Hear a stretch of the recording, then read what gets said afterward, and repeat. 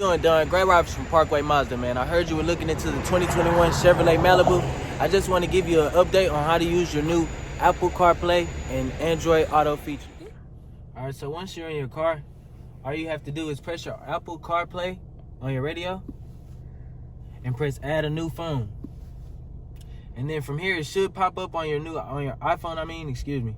You press My Chevrolet. It does say My Chevrolet here. So you're gonna press My Chevrolet and make sure these numbers do align, and then press pair on both your radio and your phone. And it's on you whether you want to sync your contacts now or later.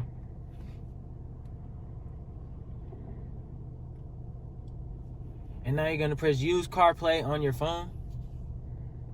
And now it's here on your new Chevrolet 2021 Malibu.